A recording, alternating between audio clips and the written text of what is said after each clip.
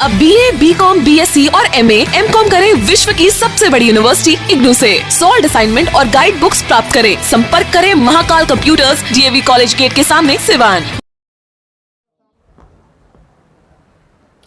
Indigo manager Rupesh हत्याकांड का अंतिम आरोपी गिरफ्तार।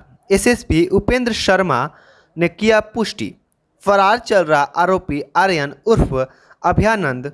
13 जून को आर्यन का किया गया था कुर्की जब्ती। 12 जनवरी को हुई थी घटना। 7 माह बाद अंतिम आरोपी आर्यन हुआ है गिरफ्तार। घटना के बाद छतुराज को पहले किया गया था गिरफ्तार।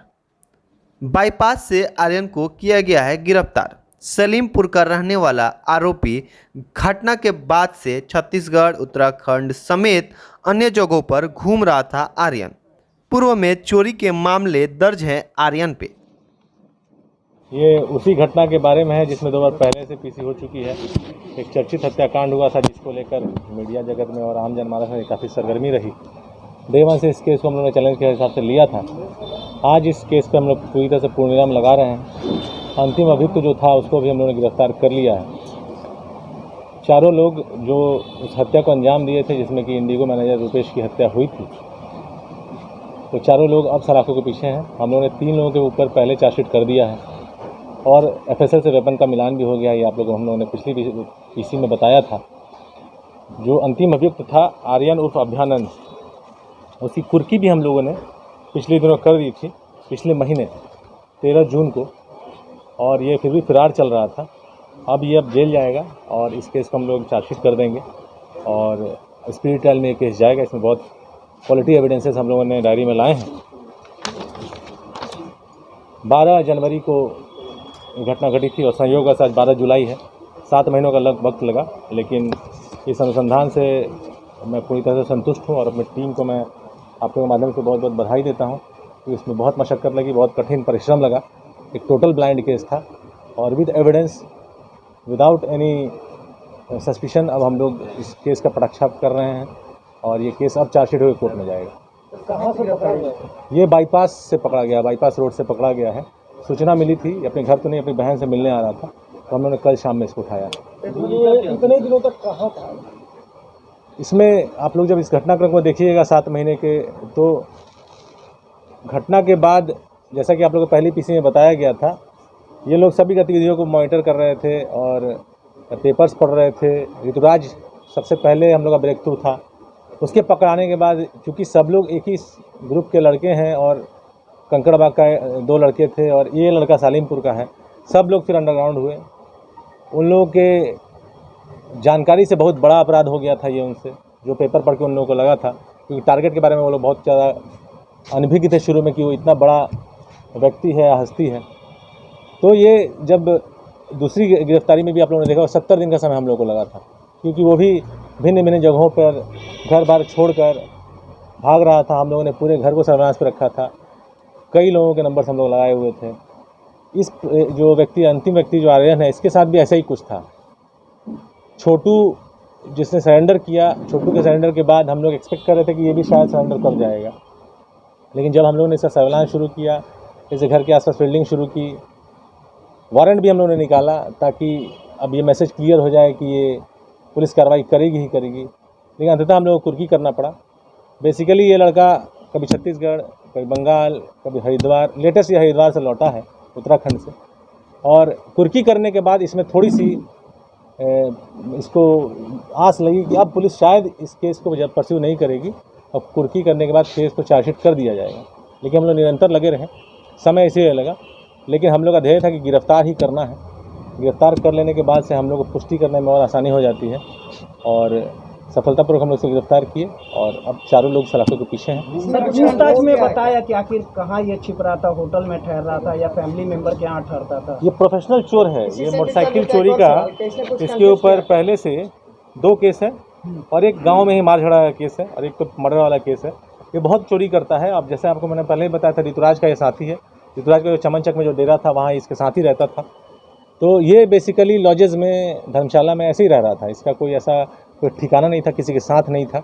रोल की जहाँ तक बात है, ऋतुराज शूटर था, सौरभ शूटर था, छोटू सौरभ का मोटरसाइकिल चला रहा था, और ये लड़का ऋतुराज का मोटरसाइकिल चला रहा था। अपाची मोटरसाइकिल जो चलाने वाला व्यक्ति है वो आर्यन है। पल्सर मोटरसाइकिल छोटू द्वारा चलाया जा रहा है। कन्फेशनल तो ओवरऑल अगर आप देखिएगा तो दोनों मोटरसाइकिल बरामद है, उसके नंबर प्लेट्स बरामद है, उपयुक्त हथियार बरामद है जिसका एफएसएल से मिलान हो चुका है। चारों शूटर्स गिरफ्तार हो चुके हैं। डायरी हम लोगों ने तैयार कर दी है। सीसीटीवी फुटेजेस को हम लोगों ने एविडेंस में लाया है। अब केस चार्जशीट हो जाएगा। 3 लोगों में पहले से चार्जशीट हुआ था और हम इसको ट्रायल में अब हम लोग ले जाएंगे। कन्फेशनल जो आप पूछ रहे हैं, कन्फेशनल उसी समरूप है। मोटिव वही है, मोटिव में कोई संशय नहीं है। लेकिन इस केस ने इतना एयर लिया था, इतना चैलेंज था इस केस में, बहुत तरह के उतार चढ़ाव इस केस में हम लोगों को देखने के लिए मिले। अब हम लोग इस केस का पटाक्षेप कर रहे हैं पूरी तरह से। ऑफकोर्स स्पीड ट्रायल में जाएगा।